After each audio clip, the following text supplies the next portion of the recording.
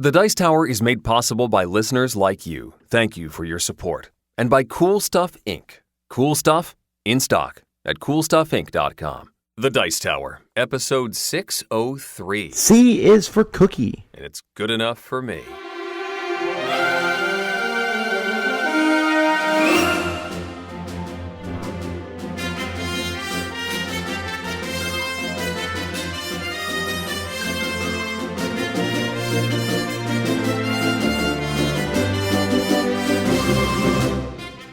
Welcome to The Dice Tower, a podcast about board games and card games, and especially the people who play them.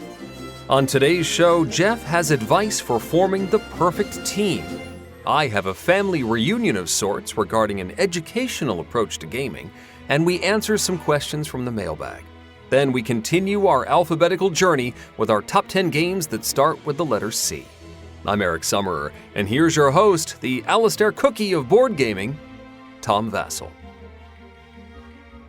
All right, I don't know what this means at all. Oh, come on. Monsterpiece Theater? Look, I like Sesame Street. That doesn't mean I watch every single episode. It was episode 602. And no, this is the Masterpiece Theater parody, classic Sesame Street, where Cookie Monster hosts as, instead of Alistair Cook, Alistair Cookie.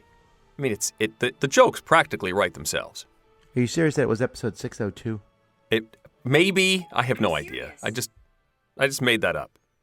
Oh, okay, because that would have been very... I don't know what... Sorry, Siri started talking in the background as soon as I said, "Are you serious?" I wondered who our third chair was today. You didn't say anything earlier. That would be pushing the thing when we say, "Welcome to the show. I'm Tom, and you're Eric, and Siri is our third co-host." I think at that point we're starting to get into some dangerous territory. I don't know. Maybe it'll be a fascinating episode. I can't tell you that, Tom, because I haven't played that game. All right, folks. My name is Tom Vassell. Hi there. I'm Eric Summerer. We're here to talk about board games, and we have crossed the border. And here's what I mean by that. What? Every year, there is a plethora of interesting games that come out at Gen Con and Essen and Christmas time. And every year, we play all these interesting games. And the September and January are fascinating times. And December, because we're playing all these hot games and interesting and new. And then in February and March, it's like, oh, woof. Let's play all the other ones, which sometimes are fantastic. And many times are not. Okay. But now we're starting to see the new games that are coming out over the course of the year. You know, games that are new and interesting and exciting. And that always gets me excited about stuff. Mm-hmm. I don't know why. The convention season is upon us. And, it's just interesting to see all these different games coming out. Yeah, we're sort of coming out of the lull, is what you're saying. Sure, but I gotta be careful because I never think that stuff is. The lull is only for us as reviewers. I want to clarify that I'm not talking to people who play board games, because I always want to kind of smack people around sometimes. And they're like, "Well, there's nothing to play." I'm like, "Are you kidding? Did the current 20,000 games that exist disappear?" I kind of like this lull because it's letting me catch up on some things that have been buried under the pile. Yeah, well, if you want to catch up with gaming and you want to play a lot of games, you can come to one of our events. So there's still time to sign up for Dice Tower Con. That's happening this July, which is an absolutely fantastic thing. We're talking about it, preparing for it. We're excited about it. And if you want to play like just solid 4 days of gaming back-to-back, Dice Tower Retreat is this September. So you can still sign up for that at dicetowerretreat.com. And finally, Dice Tower Cruise did sell out. It did. Since our last episode. However, if you want to come, we are working hard at getting more rooms on the ship. And so just go to dicetowercruise.com, sign up for the wait list, and your chance of getting in currently is pretty good if you sign up quickly. Oh, yeah. And the more board gamers we get on the ship, the fewer weird looks we get from all the non-gamers. Well, I'm not sure, Eric, that those are all non-gamers. You mean we get the weird looks just because? Well, yes, let's spell it out. All right. Oh, I'm the one getting the weird looks. Okay. No. Let's talk about some games being played. So, Okay. I recently have gone through a slew of escape room games. Oh boy, oh boy, oh boy. Well, I mean, I played Escape the Room, the game. That's the one that you stick the keys into. Yes. Right. So I got the next 3 levels for it. So you could buy this box, you buy the keys, and it came with like a prison break and whatever. Uh-huh. Well, now there's a second set that actually is a starter set. You don't need to own the original one. It comes with what's called the chrono decoder right in it. Mm-hmm. And it has 3 different things. There's the dentist. You need to escape out of a dentist's office, which sounds pretty horrific. Okay. And actually, it was the first one I played. Secret agent, where you're like trying to break into the KGB headquarters, I think, or maybe I don't remember if it's an actual. No, it's not. It's not KGB. It's like some made up dictatorship. Sorry. Okay. Yes, and space station, where a space station is blowing up and you need to get off of it. Oh, I remember seeing that at Essen like a year or 2 ago. So yeah. Yeah, all 3 of these are fantastic. I'm really pleased with the how well all 3 of these worked. All 3 of them I thought offered some different things. They were fairly difficult, all 3 of them. There was some pretty puzzles that I had to really think about, and they were a lot of fun. So I've really been still. I don't know if these are my favorite of the series. There's so many of these games that are out there. Mm-hmm. And I really like the exit games. I've come to the conclusion that I like these games and the exit games better than the unlock games. And I think I finally figured out why. Mm-hmm. Because these games, the escape the room games, are consistently good, and the exit the games are almost consistently good, but the unlock games vary very consistently. There are some unlock games I hate, and there are some that I really love too, but they're all over the place. And I also really like I think Escape Room the game spreads out a little bit more. There's usually a big map or a big diagram of what you're doing. It's bigger, it's easier to see. There's less little cards being passed around. Mm-hmm. It feels bigger and more grandiose, and so it's easier to play with multiple people. Unlock is a smaller style game. Yeah, the components are more unique in Escape Room the game too. You'll open up an envelope and it could be a piece of string, it could be a mirror, it could be all sorts of. It's just a wider variety of objects because it's not being constrained by the deck of cards concept. Right. So I played the newest Exit the Game too, or one of the newest ones where we had to escape out of a mansion. That was pretty cool. It did a few new things I haven't seen before, so I'm still really enjoying these escape room game things. There's still a few more on my pile that I need to get through, but really enjoying them. So that's Escape Room the game. It's technically, I think on Board Game Geek, it's called Escape Room the Game 2. I think it's the set of it. But again, if you've never played before, you can just get these and jump right in. There's a third one I didn't know about that I got. Scott Alden gave it to me from Board Game Geek. It's a Escape Room the game Jurassic Park. Whoa. I know. That's pretty neat. So I'm pretty pumped about that, but I haven't played it yet. But it's the same one where you stick keys into this chrono device. Yeah. And again, it's also a separate, totally single thing. I don't know if that one's out yet. Let me see. I'm looking it up right now. So I'm curious if the chrono decoder is actually the same thing or if it's like an updated software chrono decoder that will, like, you need to use this chrono decoder with this set of puzzles because it's been programmed that way. I thought about that. I wondered. But, I mean, I don't think it matters because you can't buy these 3 new puzzles separately. Yeah, but what happens if I mix up my chrono decoders? I thought about that too, and then I thought, why would you do that? I don't know. I would not put it past my children to mess that up somehow. I actually considered getting them out side by side and doing it. Yep. And then I thought that was too much work. Oh, okay. Well, maybe I'll try that if I ever get these. All right, something from my backlog that I finally got to. We talked about getting to the games that you haven't had a chance to play. My son had his pick on family game night, and he wanted to play Codenames Duet. And it is one that I hadn't had a chance to play. I'd been waiting to do it with him. This is the cooperative version of Codenames, where you have the classic Codenames grid, and you are trying to give clues, just like regular Codenames, that will lead to certain pictures or words on the table and avoid the assassins. But the trick with Codenames Duet is that it's a two-sided card that shows you which cards are good for you and which cards are bad for you.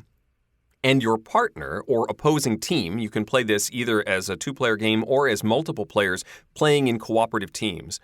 The other side of the table is looking at a different grid. Some of their words are going to be the same, good words for you. Some are going to be neutral for them and good for you. And at least one of them, I think one, is going to be bad for you but good for them, as far as giving the clues. So it's a total of 15 words that you have to find in the puzzle working together, but you have like an overlap of 9 of them, something to that effect. So you continue giving clues and trying to get your partner to guess the words that from your side are secret agents. But you only have a certain number of turns to do this. I think basic level, you have 9 turns. And every time you either stop or you give an incorrect guess, a bystander, then you put one of these little tokens onto the board, and it is the next player's turn. There's variance. After you've completed the game once, you can go on sort of an adventure and change the rules a little bit. You might get more chances to guess, but you might only have a certain number of incorrect guesses that you have to work with. Or you might have fewer turns to work with, and you still have to get through all of the answers. It is difficult, especially when I'm playing with my 11-year-old. He often goes for interesting connections, and trying to get into the mindset of the 11-year-old is not as easy as it would seem. But even without that hurdle. Why would you think it's easy? I guess, Sorry? You know what? Because I've lived with the kid for 11 years. I would assume that I would understand, but no, you're right. Oh, can I put on my ancient father glasses here? Sorry. You'll never know. You're right. That's a ridiculous idea. Okay, never mind. Anyway, Codenames Duet is a lovely twist on the system. If you want a thematic version of this, Codenames Harry Potter is also based on Codenames Duet. It adds a couple slight tweaks, but it's basically the exact same game, just with a Harry Potter theme, and the quest works your way through different Potter-esque Potterverse locations and special bonuses as you complete certain tasks in the game. So that's a little more flavor for basically the same system, but I'm glad I finally got a chance to play it, and am looking forward to exploring the mind of the child a little bit more in future plays. Codenames Duet. I think you're going to be absolutely thrilled about the next themed Codenames game. Which one? What? I don't know. You don't know? You can't. This is yet. One of those things you can't talk about? Oh, man. This is the time of year, folks, that Tom goes, well, I know some things. Well, no. You don't know. I'm not going to say what I know or don't know or confirm or deny anything, but you might be happy or sad in the coming weeks or months or maybe a year or two. I looked on the internet, and it's on stores for pre-order. So I'm thinking we can talk about it. I mean, you can say that a store has it for pre-order. That's right. So Miniature Market. And let me see if Cool Stuff has it. So, because that's Codenames has. There's a lot of the Codenames out there for sure. There are a lot of Codenames, yeah. Well, it's on Miniature Market and it's on a few other websites. So I feel like that you can talk about it. But Codenames Simpsons is coming out. Oh, really? Yep. Oh, wow! I can imagine that gameplay is going to be fascinating.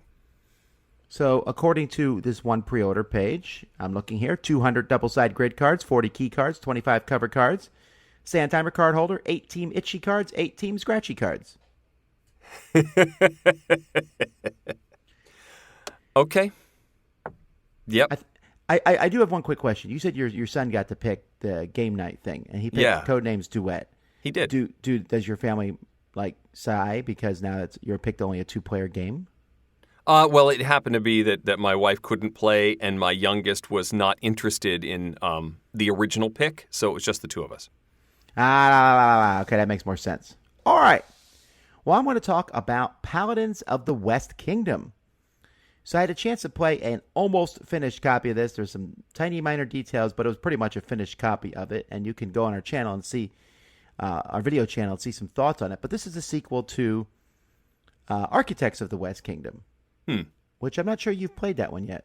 No, I'm confused by the whole West Kingdom franchise. I don't know what's an expansion and what's a sequel and what's different. I'm confused, so I'm just avoiding it. No, no. What? No. Come on, these are great games. It seems like too much effort to figure it out. Okay, yes, please. Okay, so currently, if it says of the West Kingdom, it's going to be a really fun game. Okay. Paladins of the West Kingdom, actually, I like better than Architects, although, honestly, I hate comparing them because they're very different games. They're both worker placement games, but they just have a very different feel. But if I had to pick one right now, Paladins is my favorite, and it's really an excellent game. So it's a worker placement game in which you will be placing different color workers on your board. So, for example, you got green and blue and black, and purple workers are wild, and white workers are generic that can go in certain spaces but can't go on a colored space, while a colored worker can go onto that matching color space, but and then purple can go anywhere. So you each turn you're going to play a card from this deck of cards you have, and it will give you a couple workers. Might give you a green and a blue worker. Then you're going to draft another card, which will give you like 4 more workers. So you'll start with 6 workers each turn. And you're placing these workers on your own board in different spots. Many of these workers will give you like coins and provisions and just various things that help you out, placing them on one at a time. One of the interesting things about this game, though, is there are many spots on your board where you can place these workers. Like you need to put 3 workers in many spots. And you are using 3 different tokens on a track. So there's a red, black, and a blue token on this track. And red stands for military, black stands for faith, blue stands for commercial. And you're trying to move these tokens up this track because that's how you get points. But to move the blue token up, you have to use black and red actions. Or to move the black token up, you need to use the red and the blue actions. And it's interesting. It has a cyclical nature to it. And the actions are just various. I'm going to put these guys here, and some people will show up, and I can kill them, attack them to get a small bonus, or I might convert them and bring them in to give me some victory points. And there's this one section you can go, and you can basically buy these houses, these green house pieces that you can place on your board, which will cover up one of the workers needed to do an action. So instead of an action needing 3 workers, now it only needs 2 workers. Or you can even put another house there, and now it only needs 1 worker to do that action. So if a lot of this sounds generic and from other games, there is a lot of things that I've seen from other games, but this comes together in a very streamlined, excellent, fantastic way. I'm really pleased with this. It's about a 2-hour game. Very much excited about this one coming out. It was just kickstarted a few months ago, and it's obviously done. It's ready to go. So it's coming out this summer from Renegade Games. So that's Paladins of the West Kingdom. Let's dial down the enthusiasm just a little bit for my next selection. It's called Illimat, or Illimat, Illimat. This is a card game that has the style of a classic card game and a lot of the tropes that go with that, but it is from 2017. It's designed by Keith Baker. It's got illustrations by Carson Ellis, and the studio is Together Studios, spelled T-W-O, Together Studios. Illimat is a game where you're trying to collect cards to earn points. There's multiple different suits, and you can acquire cards by sort of combining them and playing matching cards. So there's the board with quadrants, and then there's actually the box. It's a fabric board that fits in this box, and then the box lid sits on top of this cloth mat, and it's split into quadrants, and then there's seasons that are on the box that are facing the different quadrants. So one quadrant might be in summer, which has special rules that go with it, and one might be spring and then winter. and that box can rotate, changing the quadrants. Each quadrant is going to have a certain number of cards in it, and you can play in one of the quadrants on your turn. You can play matching cards to try and acquire them. You can combine cards with each other to turn them into different values that you're hoping to then acquire later. And if you play your cards right, you may be able to collect multiple cards in one go if you've managed to make that happen. But those seasons can affect what is allowed in certain areas. There's different types of actions. There's one that's called reaping and one that's sowing. And if it's the wrong season, you may not be able to reap or sow or something. And then playing certain types of cards will rotate that box so that the seasons change. There's also like person cards on the corners that will flip over when you clear a quadrant. It flips over this special card that then can be claimed when something gets cleared again, and then you have this special card which does cool things and gives you powers or earns you points. And the whole thing, my description of it was unnecessarily obtuse. Amen. I was getting ready to trash Eric, but man, I left feeling so down on this. And the game came from a photo shoot from a music artist from a band. And they created this thing that looked cool in a photograph, and then these folks made a game out of it to try and actually build it into something. And they try so hard to make it into one of these classic games that has all this lore and terminology and just little silly rules that you'd expect from something like Pinochle or Bridge, or, they're trying to make it seem like a classic institution. But in doing that, it just doesn't flow. It doesn't make intuitive sense. I just felt like I was wrestling against the system the whole time. Like, there's these little tokens that look like Monopoly tokens that are really just a point. If you acquire one of these, you get an extra point. And they're called Ocus tokens, O-K-U-S. And that's just one of these things. You need to know that that's an Ocus, whatever an Ocus is. I don't know what Ocus is. It seemed unnecessarily confusing, and I was not engaged enough to play more. And which is a shame, because other people I talked to when this released, I think at Gen Con, some folks were saying, you got to try this crazy trick-taking game. It's amazing, and the way it all comes together, and it just did not click for me. So that's Illimat. Not going to continue with it. See, one of the problems with the game is that I think they try too hard to lean into this. It's a classic game. I don't care. Make it a good game. You cannot force a game to be classic. Yeah. You can't make a game be amazing by telling me it's amazing. You just need to be amazing. And it has some funky, weird, old-timey artwork. Almost looks, what would you compare it to? Like tarot card artwork almost?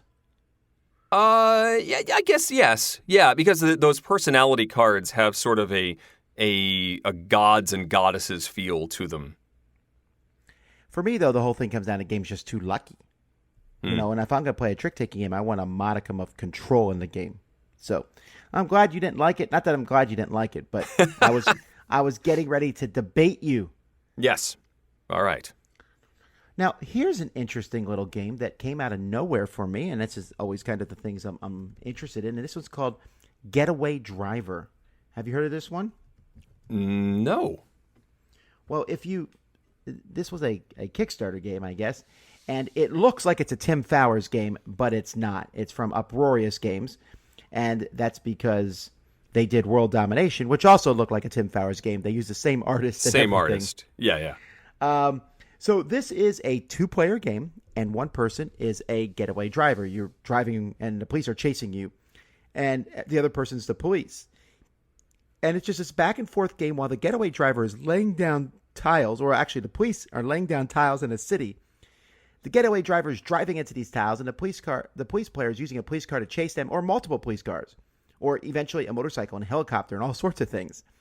And you're trying to narrow it down, but as you turn over tiles, there might be a rough terrain, oh no, it's a garbage truck, and So the player who's playing the Getaway Driver is like, I'm going to play this card, and I went up on 2 wheels and got around the garbage truck. And if the police car is right on your tail, they'll crash into the into the garbage truck, and then they're out.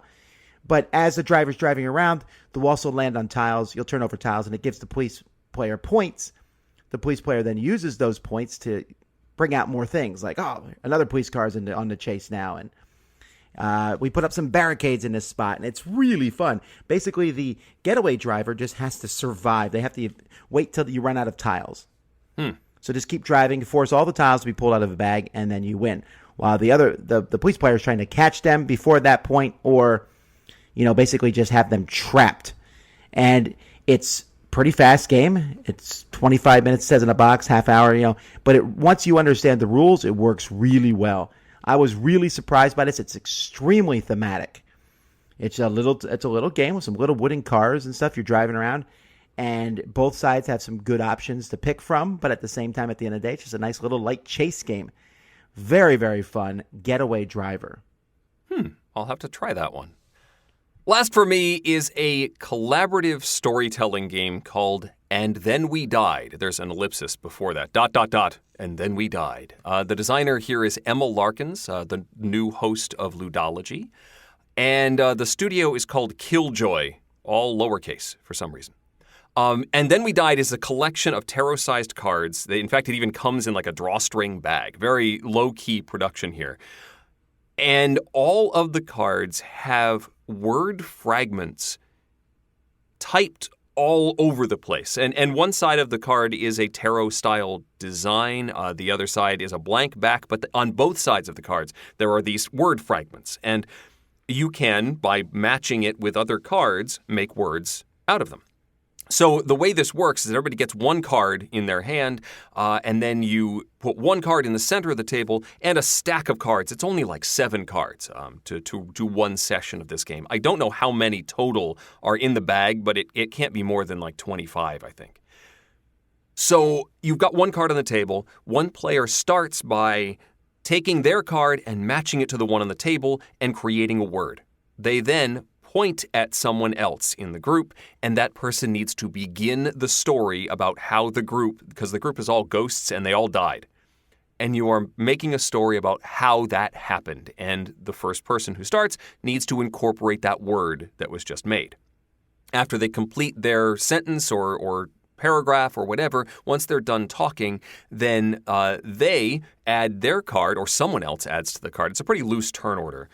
The next player, anybody, adds their card to the array. You never shuffle the cards. You continue to build this tableau on the table and make more words and then point at someone. And, I guess you try and take turns as best you can, but whoever is moved to take the next turn then does so. And you keep doing this, drawing new cards to replace the ones you played until you reach the bottom of the stack, which is the And Then We Died card. Then that player, the last player, needs to complete the story and explain, wrap it all up. How did everybody die? And that's it. It's a cooperative, collaborative storytelling game. It doesn't try to be much more than that. It's also pretty sparse as far as, what it gives you, but it's all about the yes and concept, improv, storytelling, working together to tell this story and having a good time. And doing that, it does a great job of it, but a lot of that comes from the players themselves. But it's a pretty neat toolkit. I put this in the same category as like Rory's Story Cubes as a way to tell a story. I don't recommend playing it with only 2 players because that's a little limiting. I think you need to. They probably don't recommend you play it with just 2 players. You want to have a little bit more of a collaborative group to play this. But still, I enjoyed And Then We Died. I would love to have that sentence taken out of context there.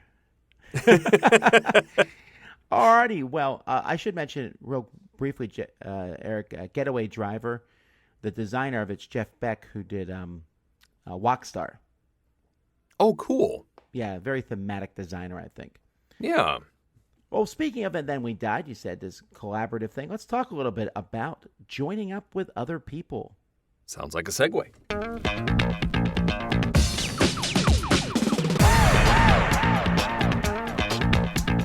3, 2, 1, go. It's time for Game Tech with Geoff Engelstein, where we find out how games really work.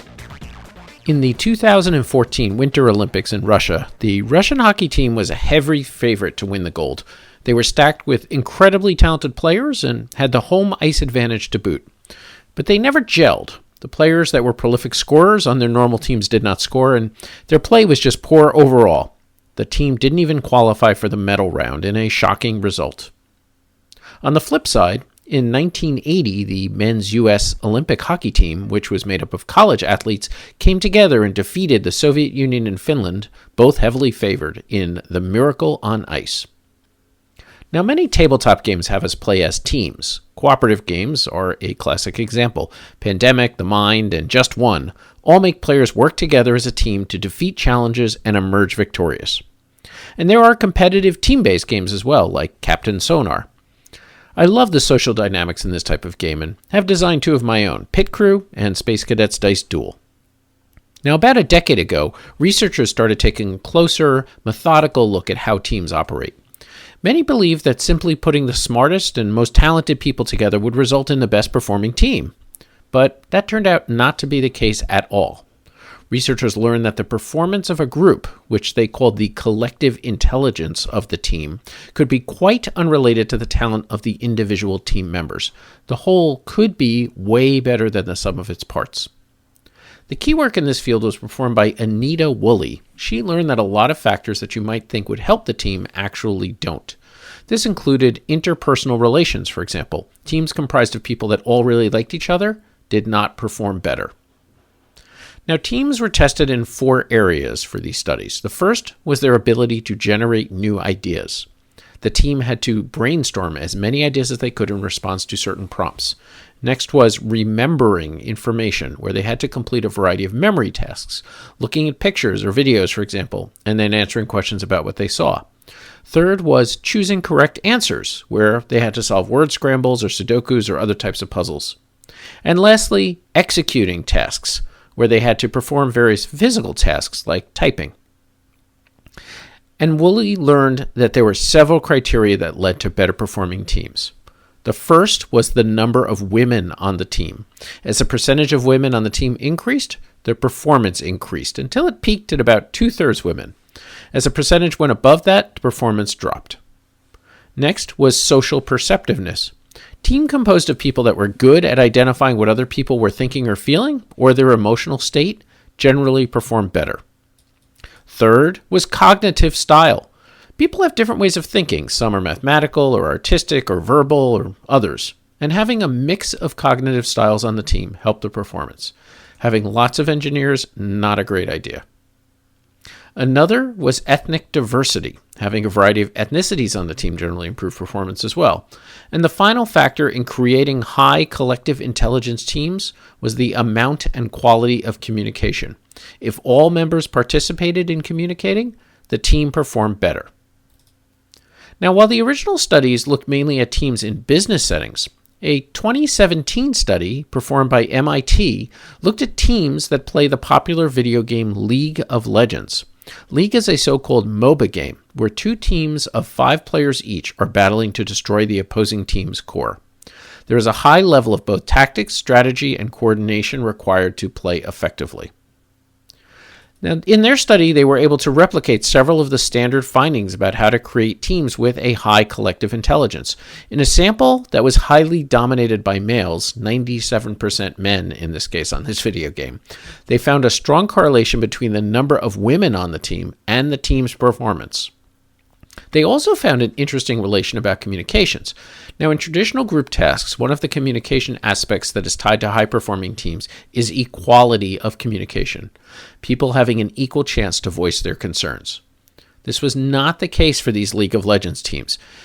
In the case where teams that had equal communication, they actually did worse than those that had a hierarchical structure with a clear leader that did most of the communicating. In a fast-paced real-time game like League, that makes sense, I guess. I think that for a game like Pandemic, with no time restrictions on discussions, that an equitable communication structure would probably lead to better play. However, I was not able to find any studies about team performance in board games. This may be an interesting area for research. If you're aware of something out there, please let me know. But in the meantime, if you want to win that co-op game, have a mix of men, women, and different ethnicities in your game. Pay attention to other people's feelings and give everyone a chance to communicate and share equally. So I guess my kindergarten teacher was on the right track. This is Geoff Engelstein with Game Tech. Man, the only problem I have with this information we have from Geoff is he told everyone. Right. Yeah, this was going to be our method of staying ahead of everybody else. Well, that is pretty cool. I really like this because this is really, this is like useful information. Like when you're building a team. But I've always thought this, right? This has been something I noticed from NBA basketball, where there's a superstar, an amazing player, but they can be beaten by a team of people who are not as great as that superstar or even close, but they work together like an amazing team. And this is why all-star games are always pretty boring, whatever sport they're in, because those players, while they're the best in the league, don't know how to play together as a team. Right. Yeah. You have to get those. You have to synergize and work together enough to really click. Well, that's pretty interesting. So thank you, Geoff, for doing that. Now, Eric is taking over the show. Wait, am I reading the show notes here right? Yeah, well, kind of. So you've been traveling, Tom, and I really wanted somebody to talk to. So my my brother has a rather interesting job in the world of board gaming. And every time he talks to me about this, I'm like, we need to talk about this. And I finally got an opportunity to get him on the phone and actually chat about what he does for an organization called Quester's Way. It's a little RPG heavy, but I think it's really an interesting approach to the world of gaming. Here we go. All right, I am here now with a gentleman that I've known for, I guess, as of last week, 33 years. 34. Would you care to 34? Have I lost count entirely? Yeah. Wow. You know what? I know what it is. I'm just not accepting the fact that I'm as old as I am. I'm refusing to accept that. Why don't you introduce yourself, sir? Hello, my name is Adam Drake Summerer. I am this gentleman's youngest brother, and I'm a music teacher turned gaming specialist, I guess. Yes. We've actually been talking on and off about your job over the past several years, and I've been fascinated and wanted you to talk about it. You work for an organization called Quester's Way. What is Quester's Way, and where is it? What kind of organization is it? It sounds like a cross between a game cafe and a community center. That's actually very accurate. A lot of people, when they talk about Quester's Way, they lump it into a category of a community center, but it is a much, much more, not even complicated, but complex than that. And it's a better mentality. For some reason, there's a lot of negative connotations when you think of a community center and the different pitfalls that some of those fall into. But it is equal parts an indoor park with Pebble Park. So it's okay. It's like its own village. So there are different neighborhoods inside the center. And so it's mapped out in a certain way. And so you walk in and there's a Pebble Park. And Pebble Park is a safe indoor park that's kept nice and clean and functional. So no matter what the weather outside, you can have fun in a park where there are staff and it's safe and it's great. And we should say that you're located in Connecticut. We're located in Connecticut. We are in the Eastbrook Mall in Mansfield/Willimantic. Okay. But the goal of Quester's Way is to open 100 of them across the nation. Really? Oh, yeah. We are in the process of hopefully opening 2 more very soon. Ooh, anywhere you can tease, like location-wise? Somewhere in Massachusetts. Okay. And the other one keeps jumping between Connecticut and Rhode Island. But again, okay. I don't have all the information on that. But looking to franchise and expand. Oh, definitely. And then there's a cafe that makes all beautifully made in-house delicious food. So you can refuel while your kids are playing in the park, and it has these beautiful glass areas you can see through. But usually people only see that. But we also run a bunch of classes. There's a huge homeschool program. We offer dance classes, science classes. We're about to offer some math tutoring. And then I walked in one day and I saw that they were running Magic. And I went, I have some knowledge of Dungeons and Dragons. I'd love to run Dungeons and Dragons for you. And within 5 minutes of that conversation, I was pulled into a room, had a quick interview, and they worked out a quick schedule for me of Tuesday evenings from this time to this time, you're going to run a game. And are you prepared to teach people this game? Oh, yes, of course. I've got a teaching background. Okay, cool. And come to find out, no, this is a job. You're going to be paid for your time. Like, how does that work? And it has now blossomed into, from running one campaign a week, I run 7 campaigns a week, all in Dungeons and Dragons. And then I run big events on Saturdays, sometimes on Sundays, that run for about 6 or 7 hours straight. Often from 7 p.m. to 2 in the morning, 1 in the morning. And those are these larger, epic, grand campaigns that happen once a month for various age groups. So I am now the Game On director. They made a neighborhood for me, blossomed from that one class, that one D&D group. It's now become so popular, it is the most attended. I argue the most attended right now in the whole Questor's Way model is Game On, because we like to play and connect together. That was a long-winded way for me to say all that. So, I mean, you sort of said it yourself. How does that work? If I walk in and I want to join a game session or play a round of D&D, how do I pay for that? How do I sign up for that? What is the experience for somebody new to the system? Someone new to the system can walk in. They'll ask Command Central, which is the basically the front desk, what games have available spots open, and they'll figure out what day works best for them. We're running games just about every night. So Monday, Tuesday, Wednesday, and Thursday, we're running games. And then we have the Saturday big games, which are called the Night Owls with a K because it runs late at night, and Gray Owls for ages 21 and up, and then One-Shot Wonders, which are concentrated one-shots that don't have a grand scale. So we figure out what's best for the person's schedule, if they're in for something that they want to try weekly and have that frequency of a 2-hour session each week, where they can kind of learn the game in a nice group setting and be taught the game slowly each week. Or they have like a concentrated burst if they're like the old guard that really enjoy playing for a long time at once, so they absorb everything in that sort of marathon run. Then Night Owls is the best way to absorb the game. So we figure out what might be best for them. We also have a team of GMs. It's not just me. So I have 2 other gentlemen that work under me, Adam Bento and John Tanaka, and they do an excellent job, but they have their own styles. So we would talk to the person at Command Central, and usually they would speak to me or John and see where they might fit best based upon their schedule. If nothing else, they're always welcome to sit in on a session, but we do give the caveat that if for example, on our Tuesdays group, it's a lot of teenagers, and it's full. It's definitively full at 8 people. And if you attend a session as like a quick NPC to kind of see how things work, you're in a session with 8 other people, and it's harder to get the spotlight on you. So if you are coming in and you absolutely want to try out Dungeons and Dragons, we usually point people in the direction of doing a one-shot or doing a Night Owls, if they're ages 12 and up.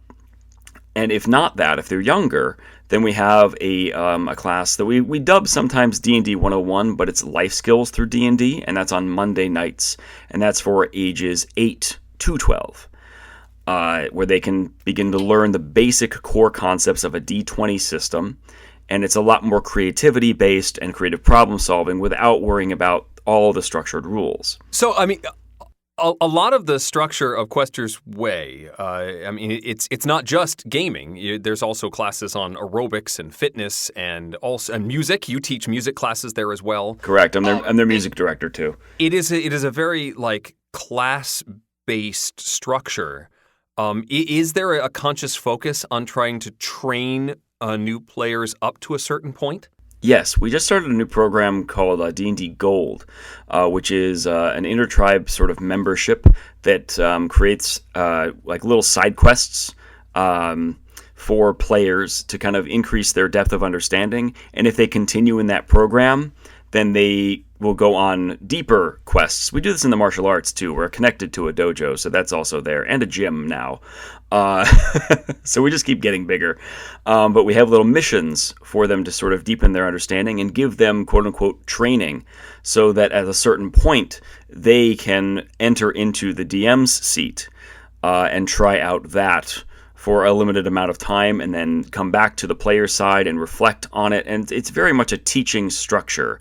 My experience in teaching and my degrees in teaching always come forward to inform the entire Game On program. So we're coming at it from a teacher's perspective. We're teaching the players. We're not fighting them.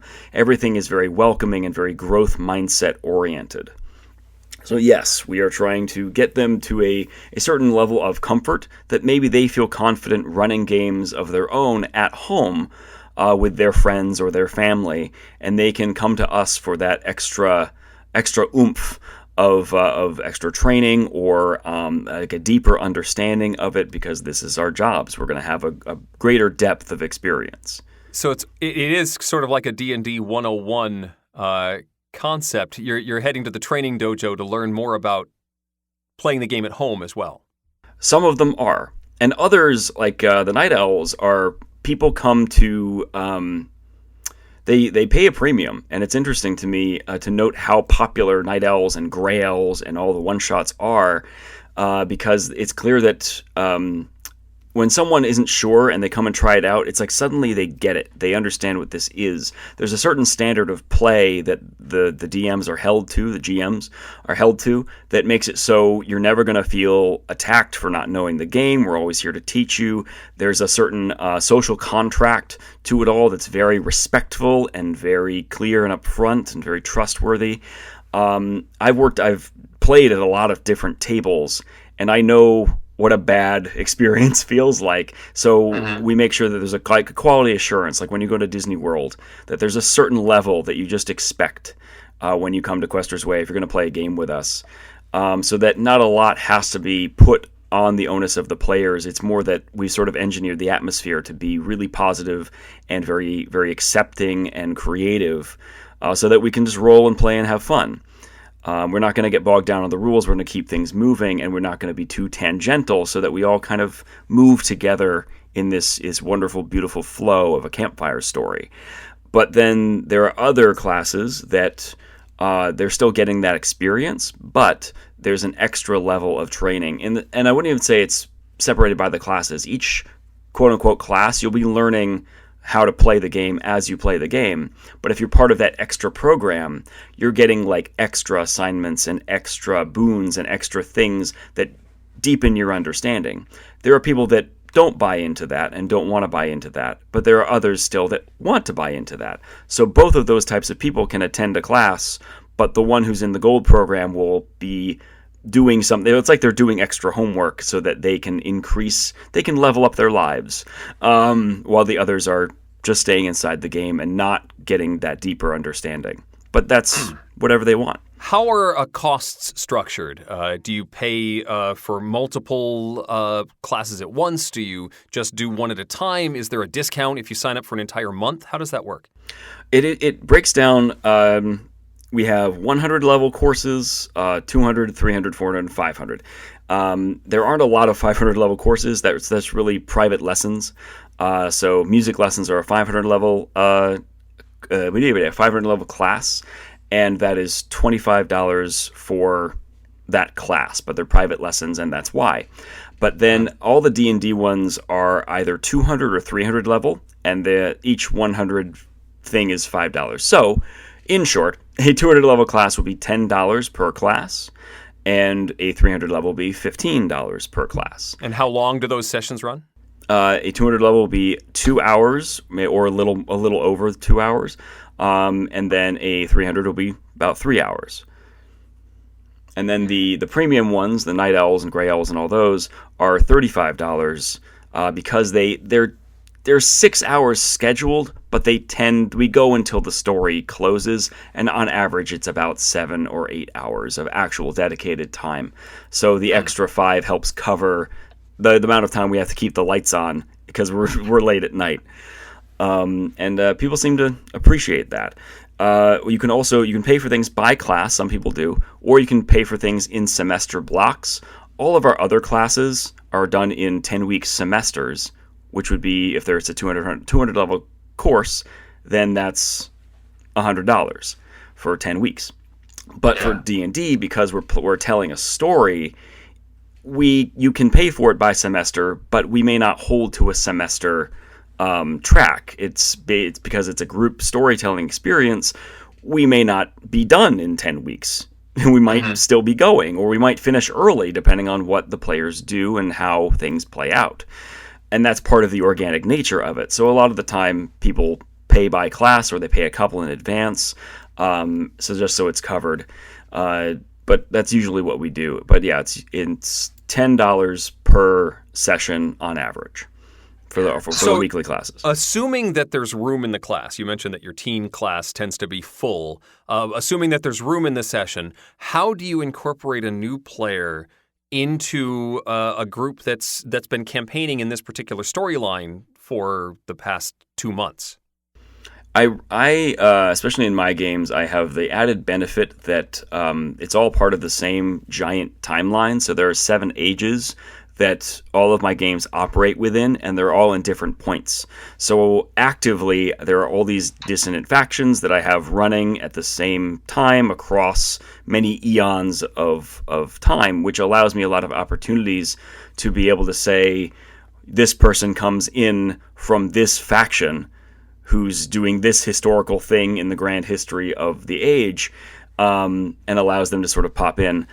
Other times I've had kids jump in. I try to have them inform me before the class. Like, give me a day so you let me know you're going to be there. But if people would pop in and I wasn't prepared for them immediately, it's not like poof, a portal opens and they fall in and they're there. I try to make sure there's a narrative reason why they're there. Maybe they are a prisoner of the big bad, or they find someone in a cell nearby.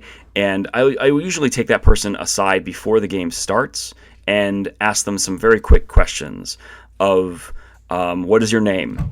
Where do you come from? And I say this is improvised, so whatever you say, don't worry about it. Here we go. And that's their first introduction to improvisation. And if they freeze, then I'll just give them information. But all we need to answer is who they are, where they're from, and what they might be trying to do at this very moment. And after that, the rest of it will come. I don't need a full drawn-out backstory. I don't need a written dissertation.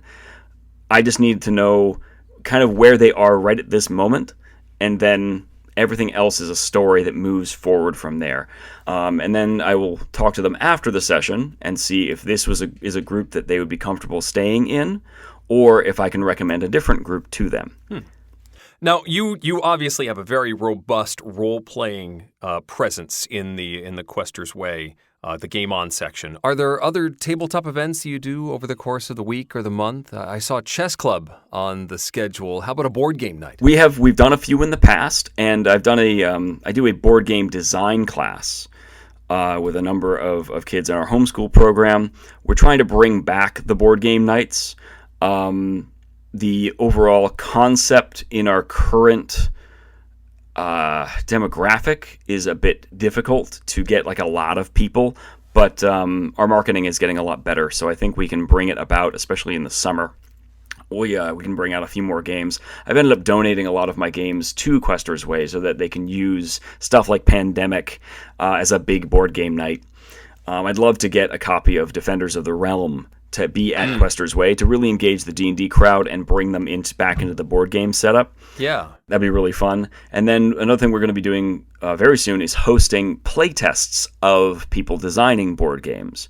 So I'll bring back my design of Zodiac and bring out any others. I've got another friend who lives a little bit far away, but he'd like to organize a playtest with us so that we can kind of host that.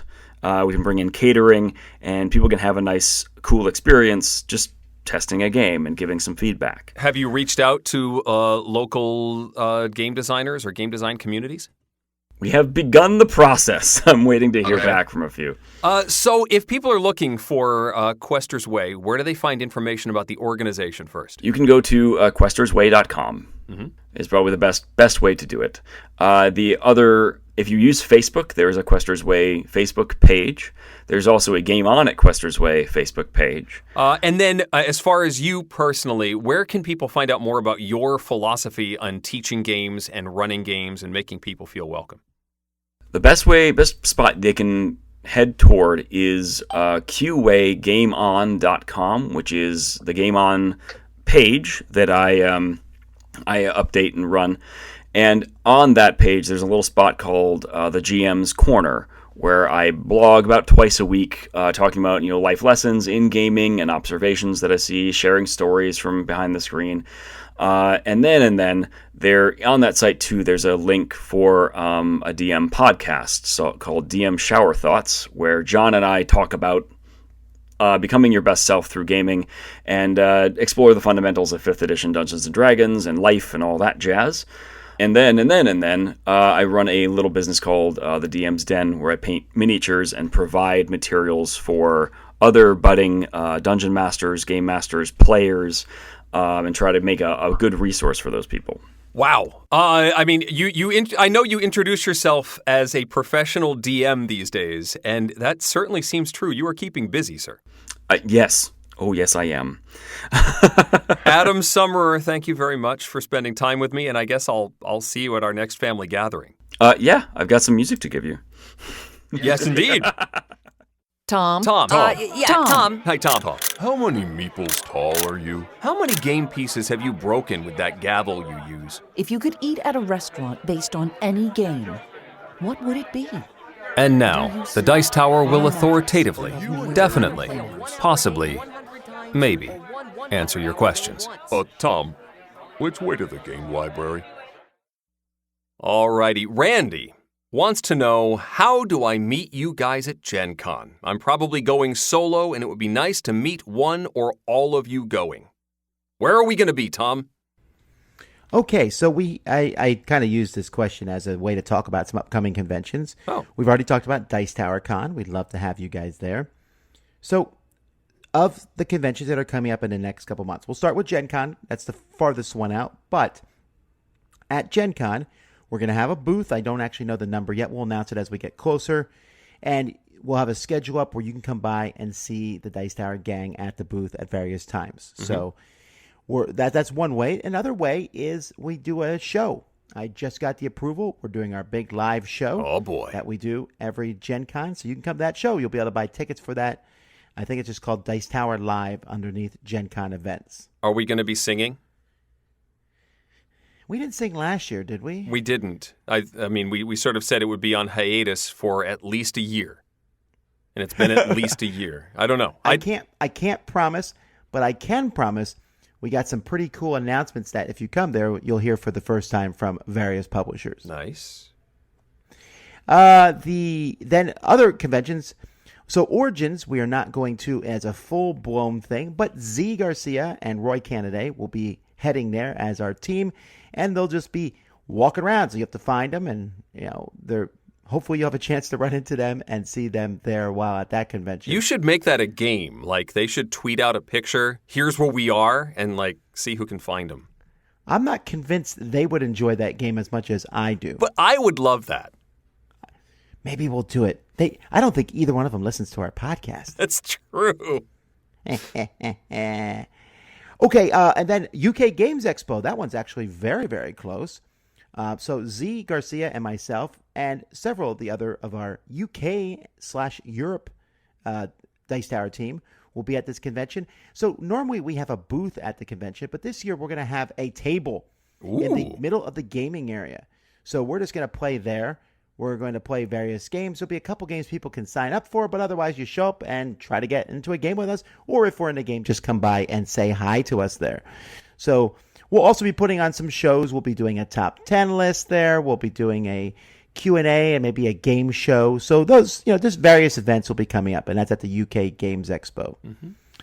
So those are some various events coming up, including, like I said, Dice Tower Con. And if you can't find us at Dice Tower Con, you're not trying. And usually, if we have a booth somewhere, the best time to actually get to see most of us is the first or last hour of the day. That's usually the way we try and organize things. I know it's sometimes tough to come by at that point, but that's usually when we're wrapping things up and we're all in generally the same place. All righty. Well, that's that.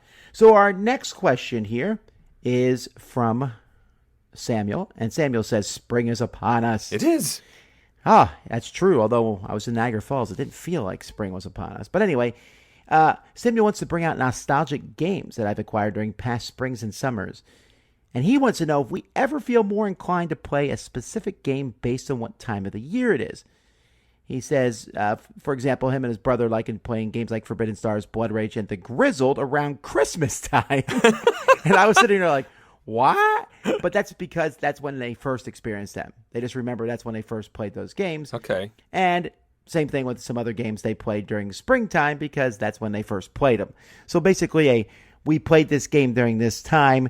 Therefore, that's the time of year it kind of gives us this nostalgic feeling for that game. I don't know if I feel the need to play certain games at certain times of the year, but I do get the first time you experienced this game sort of feel. And that often, for me, clusters around the conventions because a lot of the new games are we get first exposure to those or grab that brand new release and play it there.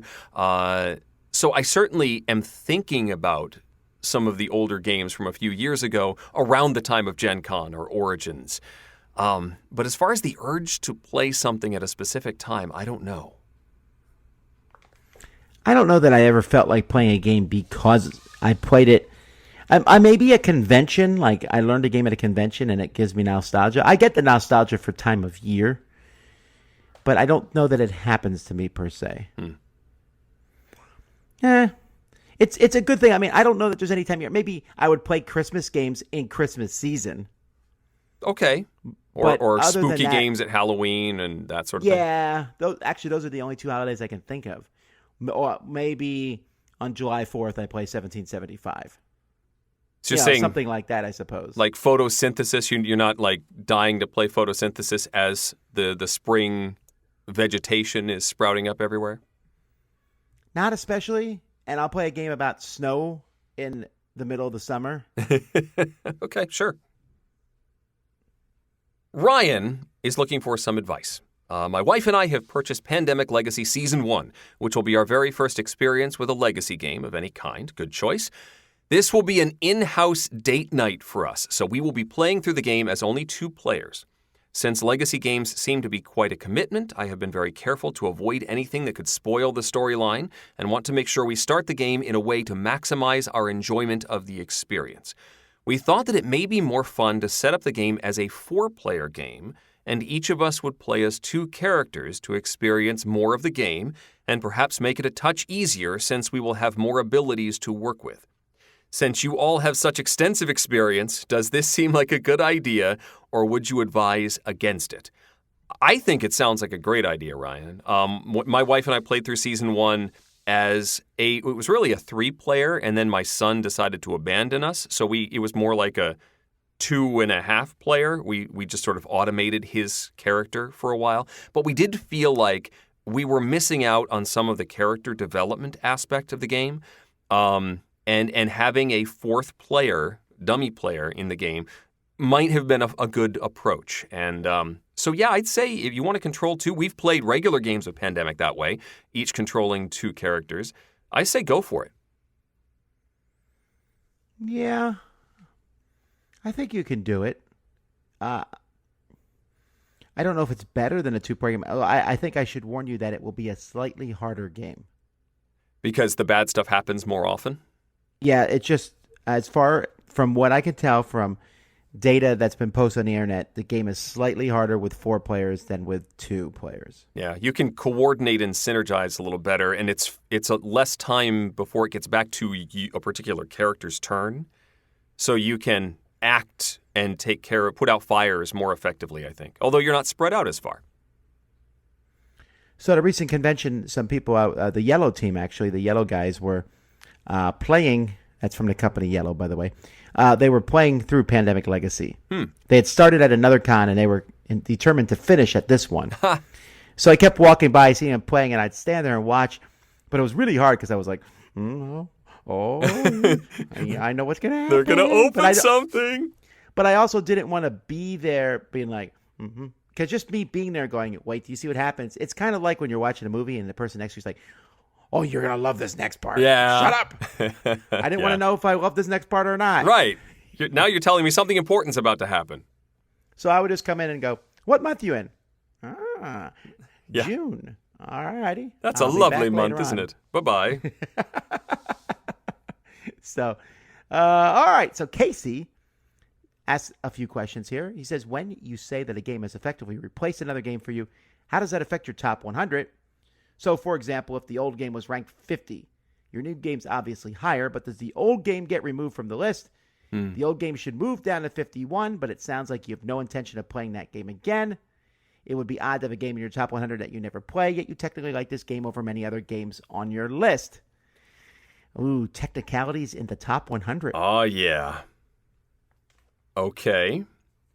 I mean, I think for me, the second one is probably more like it.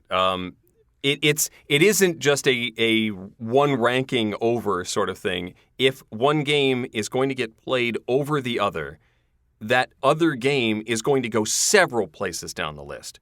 Because KC's right. The top 100 should be games that I want to play more often than ones that are outside of the top 100.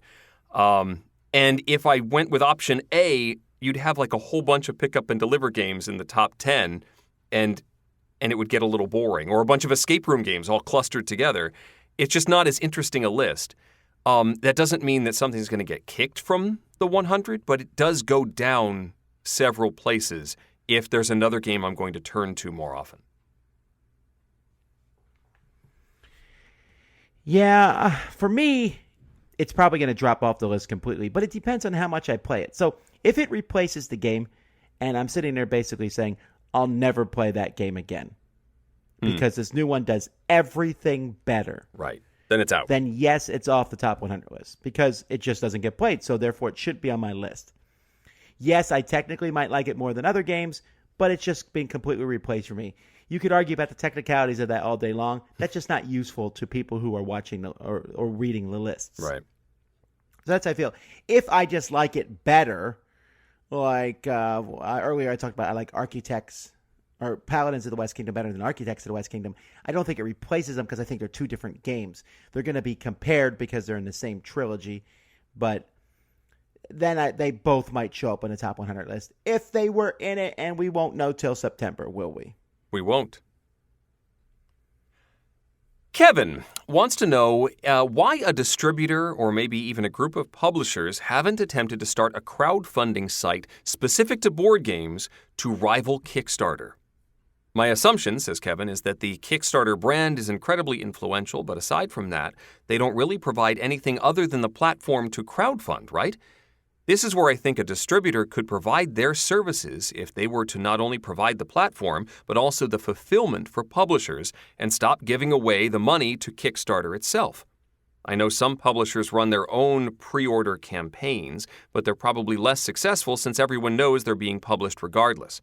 Still, curious if you think a business like this would be worthwhile, or if at this point Kickstarter's brand is too big to bother fighting it. Well, I'll tell you, this has actually been tried at least twice, and you haven't heard about either one, so there's your answer. Yeah. I mean, it's hard in any kind of web app type situation. It's hard to go up against the big dog. It's hard to go up against eBay, against Amazon, Right. against Google, and everyone tries. There's always someone. I mean, you look at Google, for example. Didn't Microsoft try to get us to use, what was that again? Bing, right? Do you use Bing? I don't. I don't use Bing. No. And so, look, Kickstarter has Indiegogo coming after it. We even went to Indiegogo for a year. Yep. It just isn't going over well. So, while the idea of this sounds fantastic, it's almost impossible to do. So let's say I started this Dice Tower board game crowdfunding website. Okay, we're going to put Great name. all Great name. The dice dice funding. We put all of our effort and resources behind it. Board Game Geek joins us. We work together on this. And we have to convince a publisher to put their game on this rather than Kickstarter. Right. That publisher sits there and goes, I'd love to do this, but can you prove to me that this will make me more money? Well, no, I can't prove it to you, but it's going to be better in so many other ways. But will it make me more money? Right. Probably not. But jump ship anyway because you like us. And we might get some publishers to do it. Right. And then they would make less money, and they would be like, It's an awfully big risk. Right. So, yes, I mean, I'm not saying it's not possible, but every time I get an email from someone about something like this, I'm like, I hope it works. I just don't think it will. All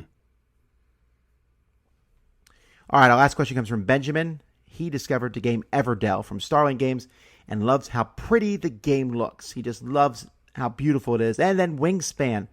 So Everdell has like forest critter pictures. Wingspan, he likes as beautiful bird creatures. Sure. Now he wants one with beautifully illustrated game about fishes. In order to complete his collection, he said he considered vicious fishes. So I knew he was lying right there. It's just a different art style, really. That's the only problem. It's not that it's totally unavailable. Yeah. Or not well designed. I wasn't going to say that. Those are your words, not mine. Can you think of one? Well, I was thinking Reef Encounter. And Reef Encounter's a good one. Some really pretty fish in that one. Also, there's the new variant of Evolution that North Star has been working on. That's an underwater version of Evolution. Oceans. Yeah. I haven't looked too carefully at it, but I believe Cold Water Crown has some nice fish pictures in it. This is a game about fishing. I did not play it. This one went through the Z Garcia thing. This is from Bellwether Games, to the point where I think they have a new one, Freshwater Fly, that's on Kickstarter. I have heard of this, yeah. Right. So these are two different games about fish. And then there's that whole series of fishing games from Eagle Griffin Games. Fleet? Fleet. And I believe there's a few pictures of sea things that you catch and eat. Oh. Not just fish, but shrimp too. And we all know shrimp is really important. That's true. Eric and I are actually recording this on Easter Day, and my Easter meal was shrimp. Really? And it's amazing. You know, I don't know what it is. I'm still traditional when it comes to Thanksgiving. I eat turkey on Thanksgiving, and I eat ham on Thanksgiving, but on Christmas and Easter, it's shrimp. I go and buy the biggest jumbo shrimp. I fry them up. It's amazing. Well, I guess I shouldn't complain. I had crab meat salad and tuna tartare. So there you go. And clam chowder. Seafood Easter. Wow, I had all Seaster. seafood. Seaster, nice. Well, speaking of sea, the Wow. segues are lining up for me today. Your segues are fantastic today. It's a Dice Tower Top 10! The Dice Tower's Top 10 list is sponsored by Cool Stuff Inc. Cool Stuff Inc. Cool stuff in stock at coolstuffinc.com. All right, we're continuing our 2-year series.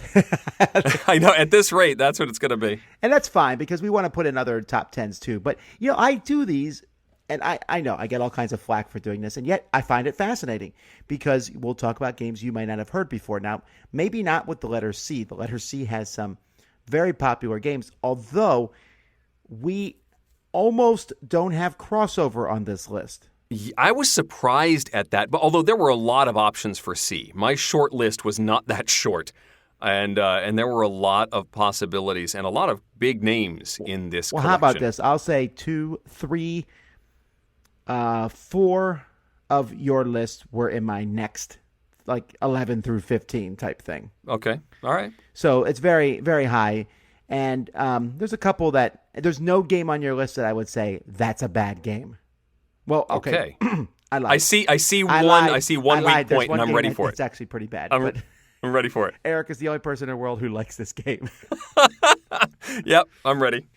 Oh, let's get started. Number 10. I think my number 10 is pretty safe, though. The Castles of Burgundy. So critically acclaimed. It is, and now the app is getting a lot of use, and there's a new edition on the way. It's 10 years old now? Is it really 10 years old? It is. Well, I know there's an anniversary. They're making a special anniversary edition. An anniversary edition. It's a simple mechanism of rolling your 2 dice and then using those dice for something, collecting more tiles, placing them on your board, and keeping that cycle running. It pushes a lot of buttons for me, and although I'm not a huge fan of the artwork, the gameplay is very, very nice. Number 10, Castles of Burgundy. Good choice, Eric. That one did not make my list, but I think it's a very fine, excellent game. My number 10 is barely a game. It's, in fact, I can't remember the last time I played this for points, and that's Concept. There were points in that game? Yeah, there's a way to get points. But Concept is essentially 20 questions, but you're using this board and putting cubes on the board, trying to get people to guess whatever the word is. And the board has colors and pictures of, tall and small. It's a fascinating experience. You could use the cubes in really creative ways, trying to get people to guess. I just love playing this game. Every time I play it, it's so much fun. And it's kind of cooperative, as players are working together to guess the word, I guess. Mm-hmm. I love this one. They made a Concept Junior with animals for kids, which is pretty good. I would recommend that if you have kids. But the regular Concept I love a lot. Yeah, I mean, it's a unique concept. It's a neat way. Ha ha! I totally didn't plan that. It's a neat way to do a guessing game and to give clues. And I find it novel and interesting. It just isn't one that's in my collection, so I haven't gotten a lot of playtime with Concept. Number 9. Number 9 is Century Spice Road, Emerson Matsuuchi's first of the trilogy. I actually haven't played the second, and of course the third's coming later this year. Third's coming like in a month, Eric. Well, that's still later this year. It's an Origins release, isn't you're it? Anyway. Really far behind in this one. I know. It is an efficiency engine, and I love that sort of thing. The card play, turning cubes into other cubes. I don't care that they're just cubes. It's a fun game. Century Spice Road, number 9. Yes, this was probably my number 11. I really like this game. I like the sequel, Century Eastern Wonders, but the Century Spice Road's still such a fantastic, great game. The third one sounds fantastic. I'm really excited about it. I love, though, that the combos, right? So you can play the third one with the second, the third one with the first, or all three together. So that makes right now, there's already 4 games that exist. You can play first. No, 3 games. First, second, and first and second combined. Right. And this is going to make it, 6? So 6 different games. And yet someone will still complain. Not enough. Anyhow. My number 9 is Catacombs, this flicking game in which has been redesigned, and I believe the newest edition is out now, or is going to be out very soon. I don't know, this game is sheer fun as you flick your way through a dungeon crawl. And it sounds stupid, but it works so well. It's flicking fun, which I tend to like flicking games anyway, but it feels, you have one player playing the dungeon master, and the different creatures will be flicked in various ways, or have just different special abilities based on what they are. I love this game a lot. Catacombs, my number 9. Number 8. My number 8 is the classic Catan. Which 5 years ago would have been under S. I know, yes, indeed. I prefer the more complex variants like the Merchants of Europe or the Rails to Trails one. But still, Catan as its system still holds a special place in my heart. It is one of the games that got me into this hobby. It still is a fun one to pull out with the family. And as I looked at the whole list of seas, the shining seas, it still stands out. And so it deserves a place on the list. Number 8, Catan. Yeah, this is one that's really dropped for me. Don't get me wrong, I certainly understand why people like it. I certainly understand its influence in the hobby, and I'm not saying anything negative about it in that regard. But for me, I don't enjoy it anymore. I think that the strong swings of luck just get to me sometimes over the course of the game. I think there's good variants for the game. I like different some of the expansions, like Eric mentioned, but this is one that's fallen off on my list personally. But again, we have to give this game so much credit for doing so much for the hobby. My number 8 is Cyclades, or Cyclades, or... Cyclade is the pronunciation I've heard. There's so many pronunciations. So, Cyclades... anyway, when you play this with the Titans expansion, it really boosts it. It's a pretty neat game where you are in Greek islands and trying to build these Greek cities up and then use these giant mythical creatures to do all sorts of smashing monstrous things. When you add in the Titans, it becomes a really fascinating game, and you can even play it team versus team, which is a lot of fun. So, very highly recommended from me. Cyclades, my number 8. Number 7. My number 7 is our sync-up point for this list, although we've chosen slightly different versions. Mine is Clank in Space. And mine is just Clank. Yes. Oh, I'm sorry, I prefer... Clank! There you go. I prefer the space theme. I like the having to get keys in order to work your way into the sort of point scoring area of the board. But what I like about the system, it's a deck building system that runs the whole thing, and the race, I mean, most deck builders are some sort of race, trying to be as efficient as possible, but it's really brought to the forefront in Clank because you can physically see where people are and where they're getting and what they're picking up and how far they are away from you and how much more efficiently they're moving than you are. And it just really works. I played this with my son, the original Clank, recently at a convention, and he had a blast playing the original Clank. So for me, Clank in Space is number 7. I could have switched one out for the other. It just depends what mood I'm in. If I want to play fast, quick game, Clank is better, especially with some of the expansions. They really boost it up. Clank in Space, though, is a very involved game. Love it. And with its expansion, Apocalypse, man, it really boosts it. So I just put Clank here, and again, I can switch them out. If I could only keep one, it would be Clank, but it would be a very difficult decision, and I could switch back and forth between the two of them. I need to get that Apocalypse expansion. Yeah, now that I know my son really likes it, I should fold in some more stuff. So my number 7 is Clank. Let's take a pause from talking about good games. Number 6. I knew this was coming. Number 6 is Copycat. This is one of the few Freedom and Freeze games that is not an F, although it might have been in German. I don't know what the German title is.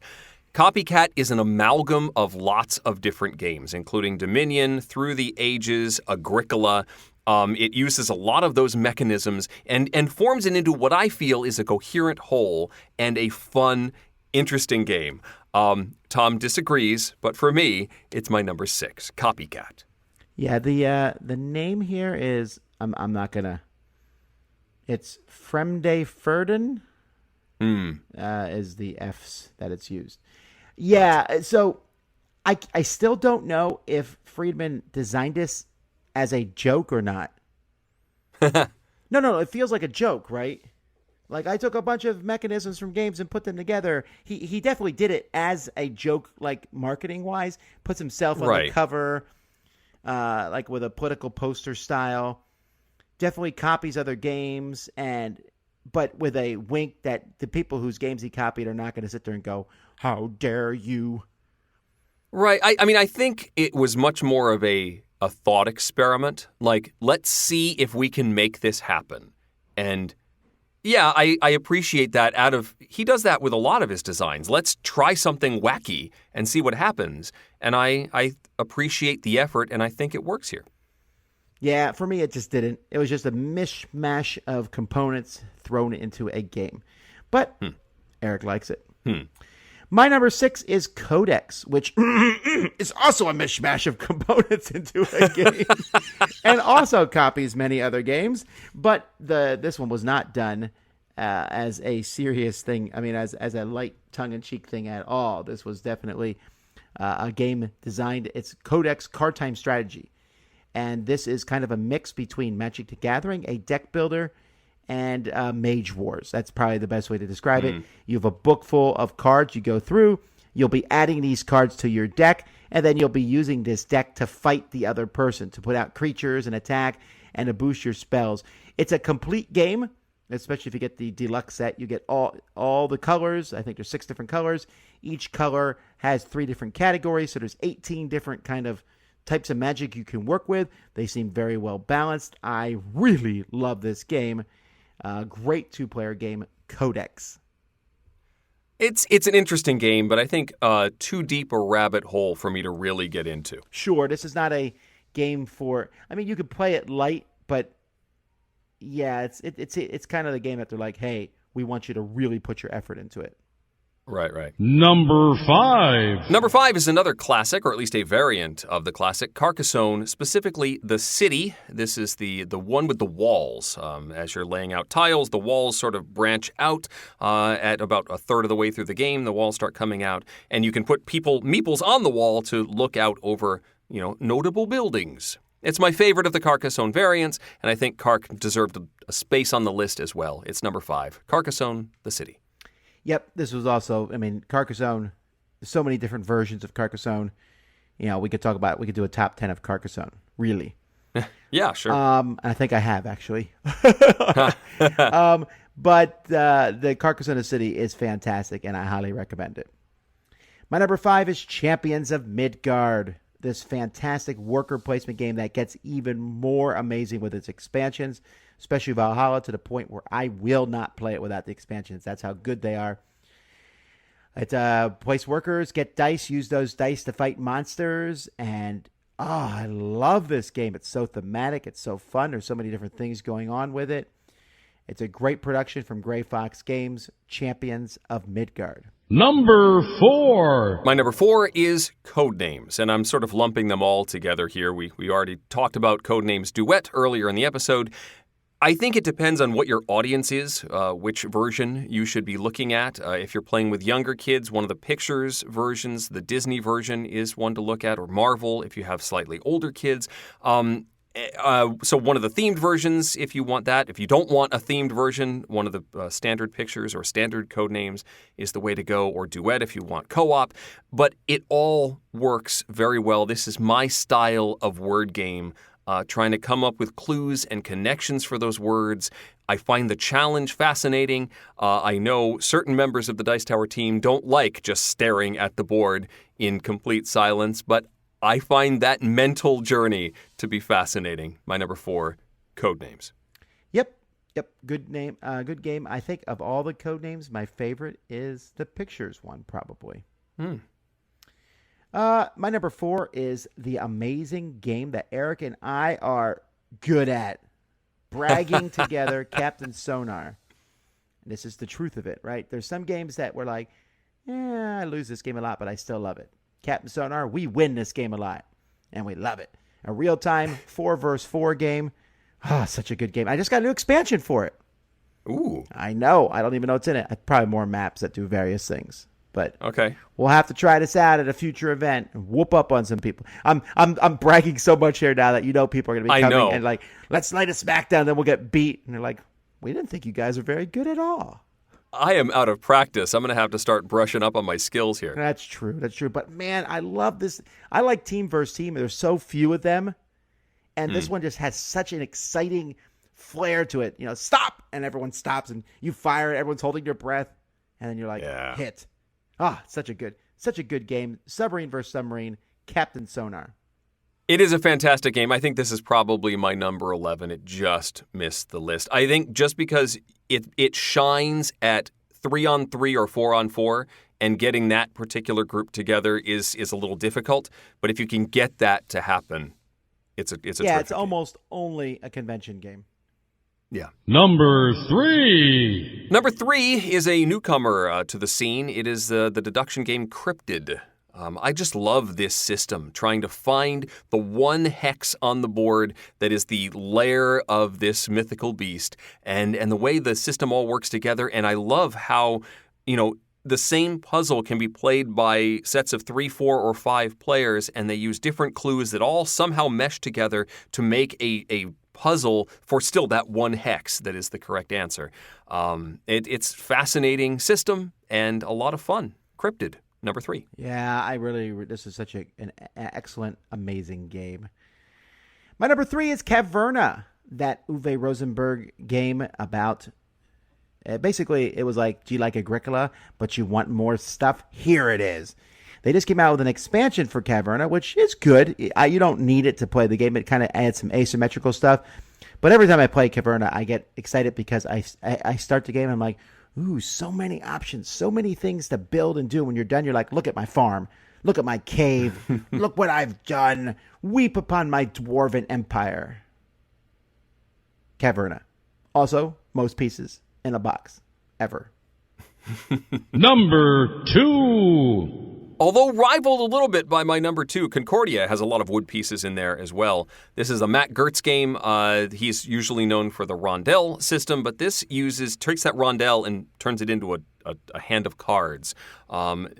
And those cards are also your scoring opportunities as you acquire more of them. Not only do you gain particular actions, but it also guides you toward certain strategies and goals to achieve on the board. Every time I pull out Concordia, I'm fascinated by it. I don't always do very well. It's still a game that I'm struggling with being a good player at. But it is fascinating, and there's lots of variants. The Venus board I still haven't tried, but I've heard wonderful things. It's a solid game, and one I always look forward to playing. Concordia, number 2. Yeah, Concordia is actually one of those games that's going up for me. I like the new Venus expansion for it a lot. This is just a really solid game. Like I said, there's so many games that could have made my top 10, and Concordia is definitely one of those. My number 2 game is a game that is rapidly increasing. It's such a good game. I love it so much. Hang on. I'm just looking at it fondly. Okay, Chronicles of Crime. I love this game. It's the detective in a box. You're working together with some other people to solve these crimes. This new expansion, Noir, adds a fantastic theme and new actions. And every time I play Chronicles of Crime, I have such an amazingly thematic, fun story time as you work with other people. And the way it uses an app to scan QR codes is very intuitive. It works quickly. Everyone gets into it. Oh, I love this game so much, Chronicles of Crime. It's amazing. Oh, man. This one, for whatever reason, I still haven't pulled the trigger on getting a copy. And Get a copy!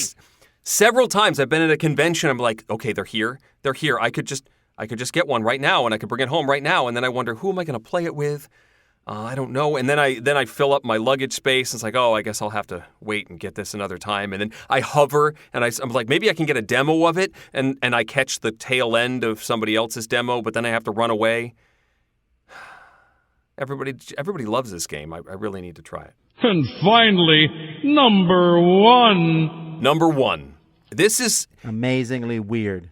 I agree. It seems a little weird to put Can't Stop in the number 1 position, but this game works with so many people.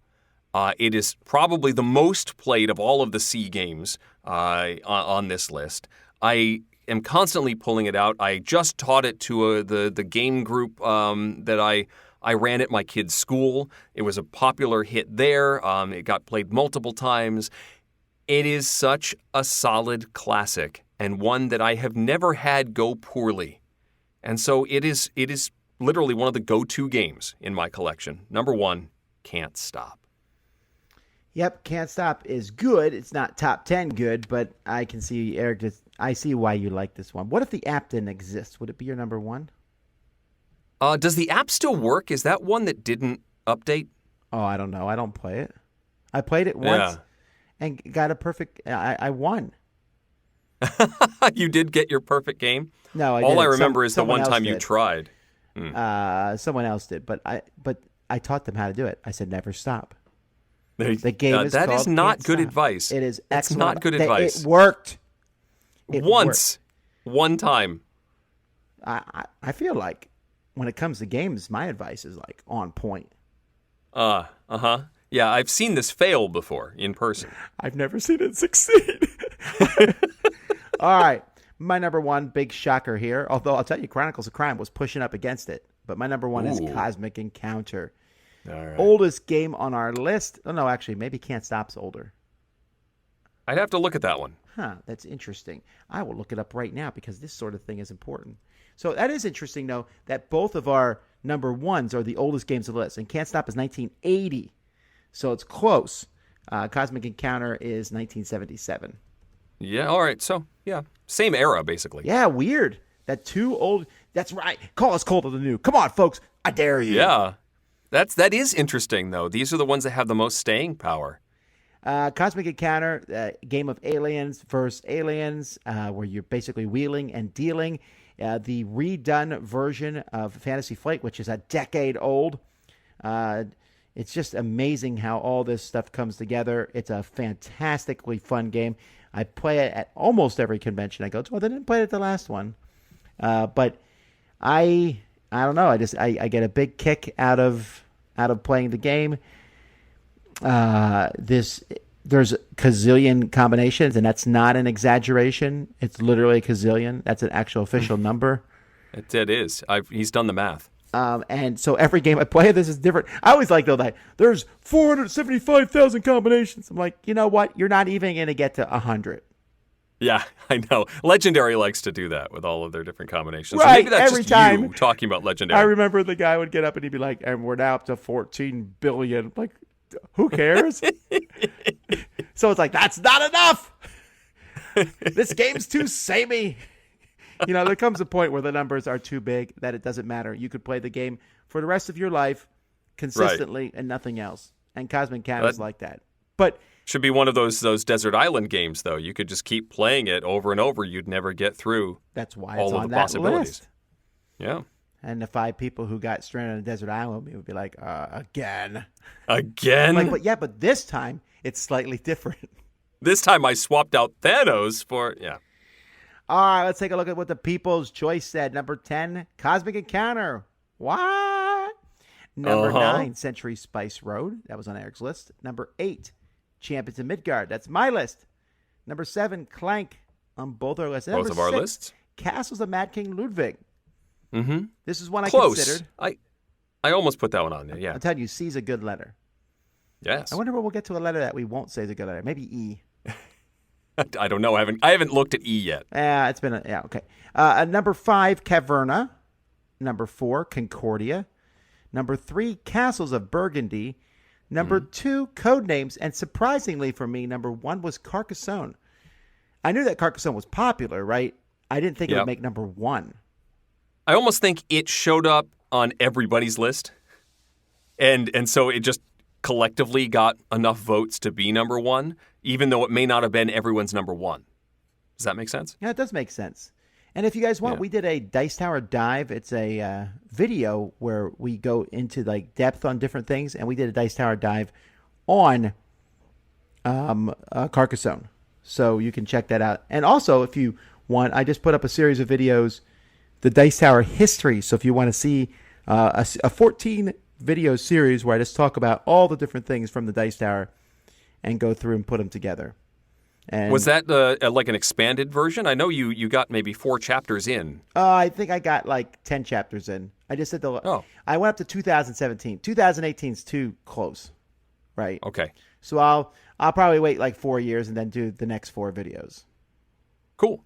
But I'm impressed that we got 9 out of the 10 People's Choice selections on our 2 lists.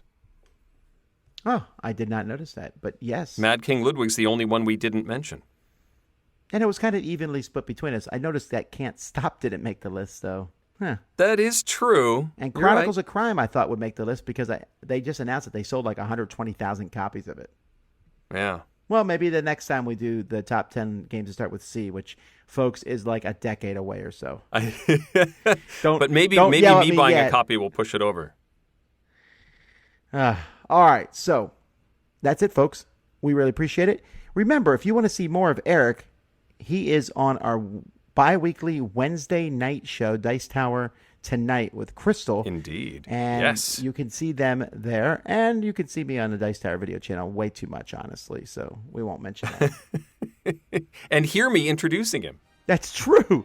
Hear Derek at the very beginning of all our Dice Tower videos. Derek? Did I say Derek? You did. I said heard Eric. That doesn't work either. Not really. I heard Eric. Sure.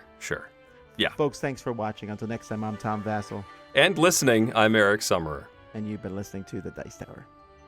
Thanks for listening. Promotional consideration has been provided by game publishers in the form of review copies of games. This episode, number 603, was recorded on April 21st, 2019.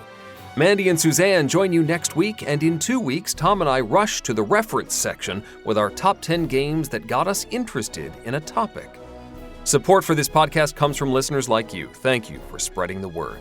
And speaking of support, the Jack Vassell Memorial Fund is dedicated to providing support to members of the board gaming community in their hour of need. Find out more about the fund's mission and how you can help at jackvassell.org.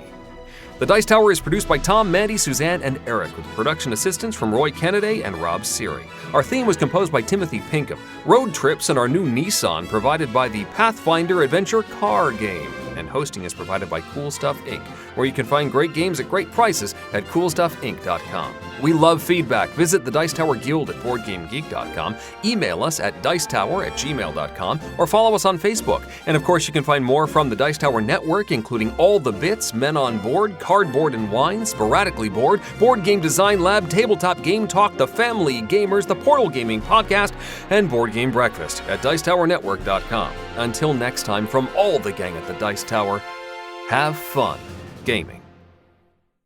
So if you don't know Alistair Cookie, what Sesame Street characters do you know? Grover, that's all that matters. It's Grover, Grover, Grover. This Elmo guy is an imposter. Grover is the king of... Oh, you want like a more specific one. Super Grover. Well, okay. Super Grover. Okay, How's so that? yeah, who's better, Super Grover or Waiter Grover? Super Grover. Super Grover's the best. I don't know. I like the waiter that always bringing the soup to the guy and messing it up. My two favorite characters from Sesame Street are Super Grover and Mr. The guy who's in the TV. Elmo. Guy Smiley? No. I forget his name now. Obviously, he's my favorite. The guy that's in the TV.